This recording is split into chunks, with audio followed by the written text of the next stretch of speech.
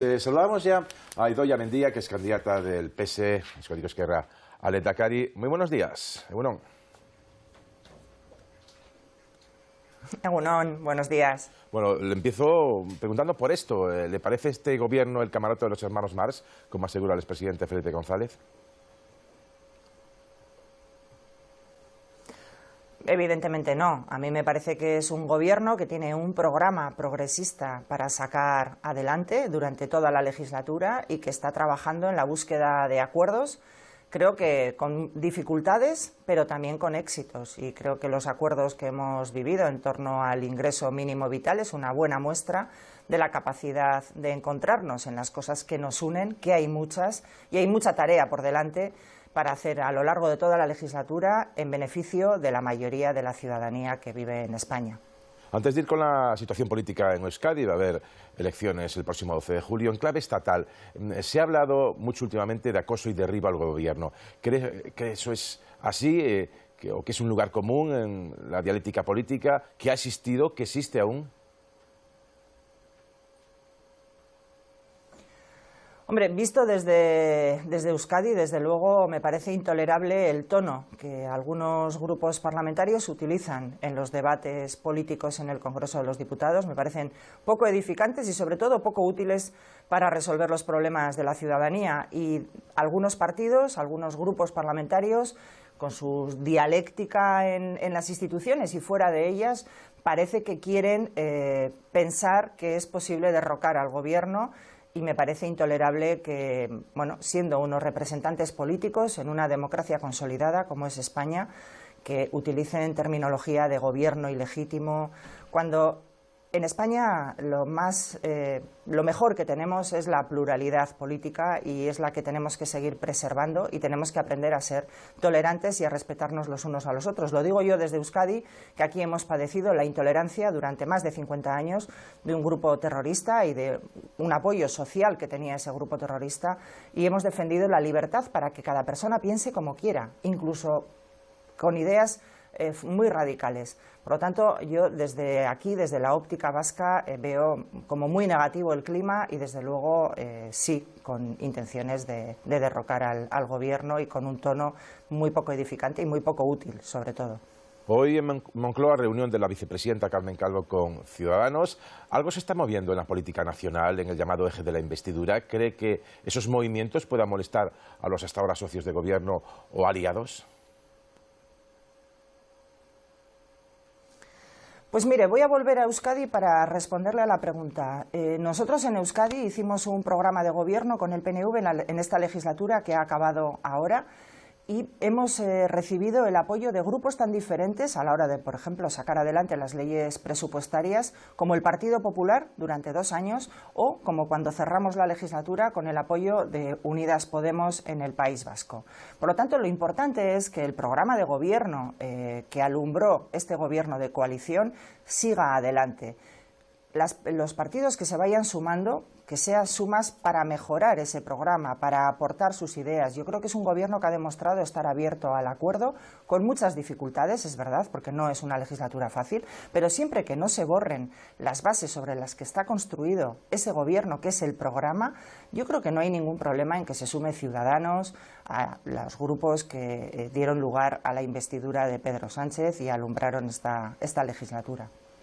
¿Cree que ese ya famoso, y del que hablábamos hace unos instantes, café televisado entre la vicepresidenta Carmen Calvo y Cayetana Álvarez de Toledo, la portavoz del PP en el Congreso, va a servir para algo? ¿Se va a llevar a cabo? ¿El tono será el adecuado cuando alguien queda para charlar y tomar un café? No sé si servirá para mucho o para poco, pero hablar siempre es bueno. Yo creo que nunca hay que romper los puentes en política, siempre tienes que tener un hilo de comunicación hasta en los peores momentos. Eso siempre trae buenas consecuencias a la corta o a la larga. Y aquí en España tenemos que aprender a tener una mirada un poquito más larga en política, porque siempre estamos en el corto plazo, en el regate corto, y creo que necesitamos una mirada más a largo plazo. Y todo lo que sea construir es bueno. El rebrote del coronavirus en el País Vasco, donde se han registrado 36 casos y 3 muertes, ha frustrado los planes de las comunidades de la cornisa cantábrica, de Galicia y el País Vasco, todas en fase 3 y con baja incidencia de contagios, para permitir abrir los límites entre comunidades a partir del próximo lunes.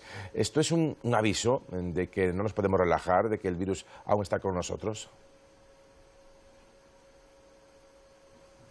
Evidentemente, yo creo que las personas tenemos que ser conscientes que el virus sigue en nuestras calles, que tenemos que mantener los hábitos de higiene, las distancias personales y la utilización de la mascarilla siempre que se pueda y siempre que no se pueda guardar las distancias. Lo importante de estos brotes no es que surjan, que evidentemente van a ir surgiendo en diferentes lugares. En este caso en Euskadi nos ha surgido un foco en el Hospital de Basurto y en Txagorritxu, en otros lugares de España surgirá en otros sitios. Lo importante es que se controlen y creo que tenemos los medios necesarios para controlarlos a través de la atención primaria, del personal que rastrea todos los movimientos y los contactos que han tenido esas personas para ponerlas en aislamiento. Lo importante es eso. Creo que tenemos el método para combatirlo, pero evidentemente no podemos bajar la guardia porque si no nos resultará muy difícil continuar con la desescalada tal y como la teníamos planificada.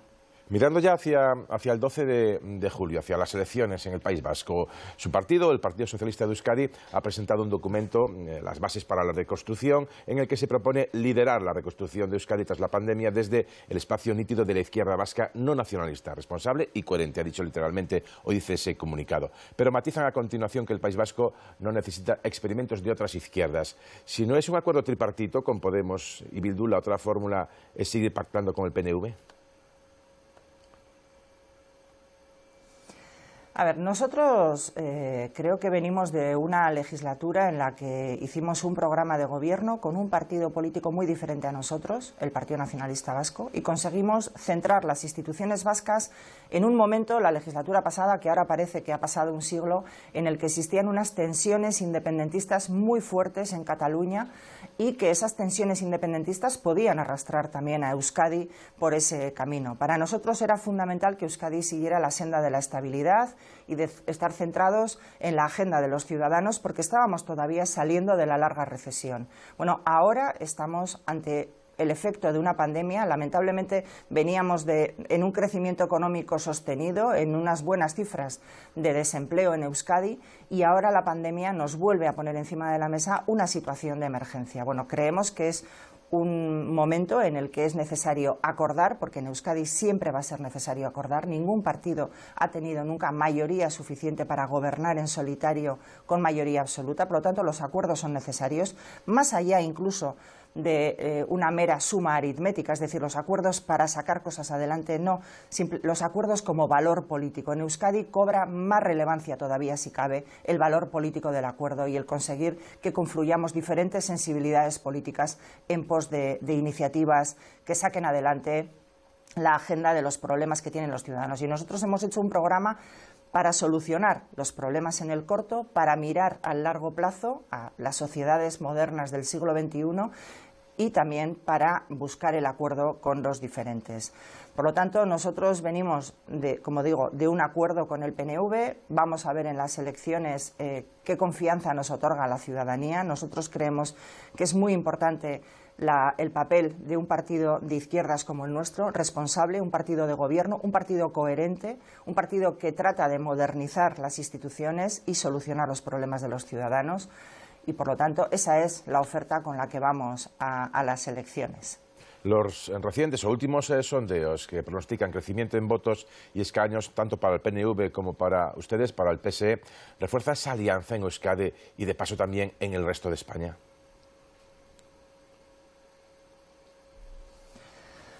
Bueno, nosotros, desde luego, lo que estamos viendo es que vamos recuperando la confianza de la ciudadanía vasca. Cuando yo asumí la responsabilidad en el Partido Socialista de Euskadi, la situación electoralmente para el Partido Socialista no era buena. Estábamos en un suelo histórico de votos, hemos ido recuperando la confianza.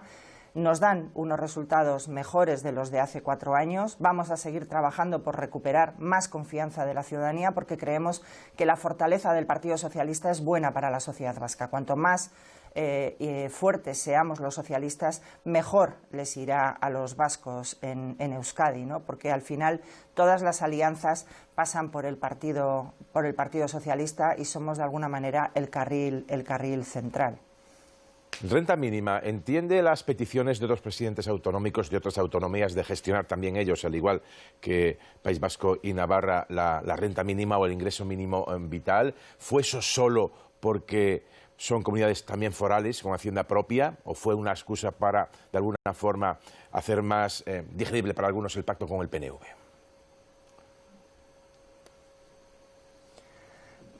A ver, yo entiendo que todas las comunidades autónomas quieran gestionarlo y supongo que más pronto que tarde irán firmando convenios seguramente con el Ministerio de Seguridad Social. En el caso de las comunidades forales como Navarra y el País Vasco, nosotros tenemos haciendas propias y al final, como saben los televidentes, el ingreso mínimo vital va vinculado a los datos fiscales íntimamente y por lo tanto es necesario que sea ágil también esa conexión, esa agilidad para la gestión del ingreso mínimo vital y por eso se va a hacer la gestión directamente desde las comunidades autónomas. La competencia es del Estado, pero se hace un convenio de gestión con el País Vasco y con la Comunidad Navarra. En el caso nuestro, este adelanto hacia las comunidades forales tiene que ver por nuestras características fiscales con haciendas propias que evidentemente hacen necesario ese convenio si queremos que realmente sea un ingreso mínimo vital que llegue en tiempo y forma a los hogares que lo necesitan. Enseguida le preguntan Carmelo Encinas y Enric Juliana, pero una última cuestión por mi parte sobre las pintadas además de color rojo, en el portal de su casa. ¿Esperaba una condena más tajante de Bildu o le llega con eso de que mostrasen su rechazo?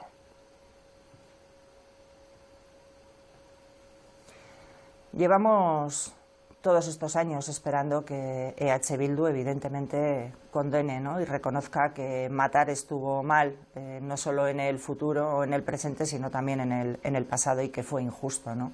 Es en lo que hemos tratado de trabajar en el Parlamento Vasco durante estas dos últimas legislaturas. Evidentemente, el que te señalen la puerta de tu casa es una situación que te hace volver al pasado más oscuro nuestro.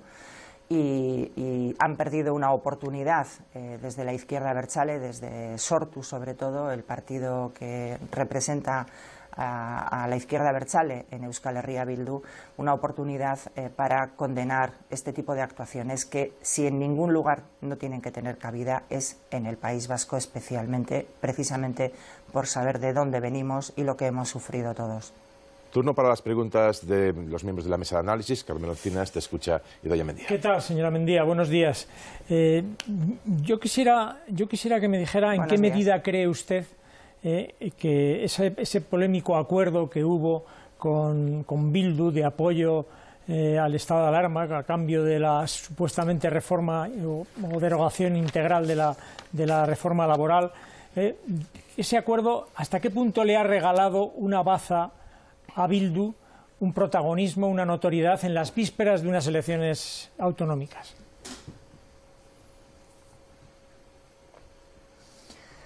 Pues la verdad es que visto desde Euskadi no le ha regalado nada. Primero porque todo el mundo sabe que Pedro Sánchez y el Partido Socialista lleva defendiendo desde el año 2014 que llegó a la Secretaría General la elaboración de un nuevo Estatuto de los Trabajadores y por tanto la derogación parcial de la reforma laboral aprobada por Mariano Rajoy. Y en segundo lugar, porque entra en contradicción con lo que siempre ha defendido Bildu en el País Vasco, que es que no necesitábamos para nada a España, en Euskadi éramos independientes y podíamos hacer con las leyes laborales lo que nos diera la gana. Nosotros siempre le hemos dicho que no, que había que ir al Gobierno, había que ir al Congreso de los Diputados a cambiar las leyes. Bueno, finalmente parece que lo han asumido. Desde el punto de vista nuestro, bueno, pues es una asunción de la legalidad española, de lo cual nos alegramos, pero desde su punto de vista electoral para estas elecciones autonómicas no creo que le reporte mucha cosa en las elecciones.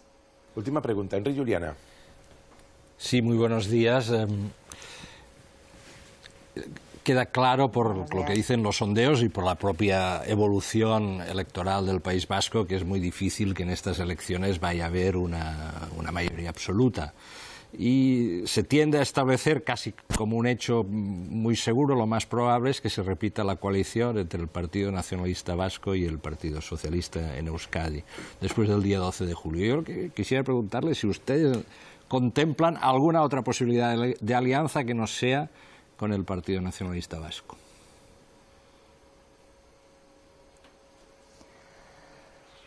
Nosotros, bueno, lo decía un poco antes, ¿no? Nosotros vamos a las elecciones tratando de convencer a la ciudadanía vasca que confiar en el Partido Socialista es positivo desde el punto de vista de una mayor capacidad para hacer políticas modernizadoras del país y atender a las personas para que nadie se quede atrás después de la pandemia del COVID y la crisis económica que nos está dejando. Nosotros estamos abiertos a acuerdos, es que no va a haber otra.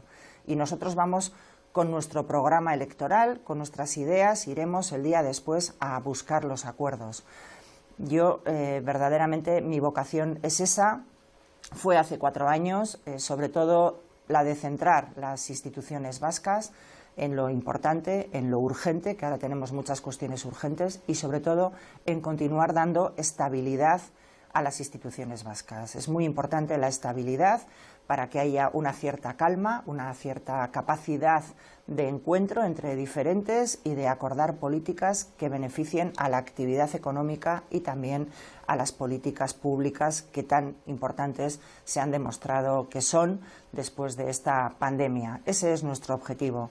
¿Con quién nos encontraremos? Pues con quien tenga voluntad de acordar sobre ideas, no empezar la casa por el tejado como algunos proponiendo gobiernos sin saber para qué quieres gobernar. Para mí lo importante es para qué queremos alcanzar un gobierno, para hacer qué cosas, ¿no? Y yo creo que esta campaña electoral tiene que servir para que los ciudadanos vascos sepan qué proponemos cada uno de los partidos que nos presentamos a las elecciones. Y luego, evidentemente, por nuestra parte, corresponderá el esfuerzo para poder llegar a acuerdos. Nosotros hemos demostrado históricamente que tenemos esa capacidad de acuerdos, vocación de liderazgo y de compromiso con la sociedad vasca. Y con esa misma vocación voy a las próximas elecciones, con la mano tendida, pero con nuestras ideas propias. Queda un poquito de tiempo para una pregunta breve. Alejandra Clemens, si la quieres formular. Sí, señora Mendy, ha hablado antes de ese ataque que sufrió en su casa, absolutamente condenable, y también se han producido otros ataques en las sedes del PNV, en las sedes del Partido Socialista, y quien ha apuntado incluso que se estaba volviendo a una violencia de cale borroca de tiempos mucho más duros. ¿Usted cree que está cambiando algo en este sentido? Bueno, yo espero que no, pero es verdad que hay todavía reductos de intolerantes que no respetan a los demás, que no entienden que la democracia, la base de la democracia es el pluralismo político, que hay ideas diferentes y que todo el mundo tiene derecho a expresarlo. Hemos sufrido ataques, el Partido Nacionalista Vasco, el Partido Socialista, Podemos también, y últimamente también algún medio de comunicación del Grupo Vocento como El Correo en Bilbao.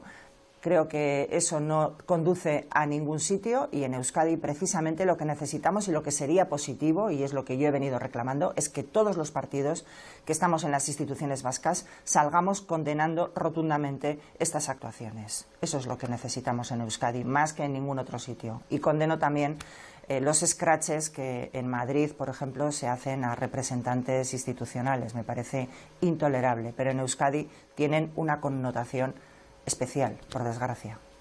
Idoia Mendia, candidata del PS del Partido Socialista de Euskadi a las elecciones del 12 de julio. Muchísimas gracias por atender a la televisión pública. Egunon, buenos días.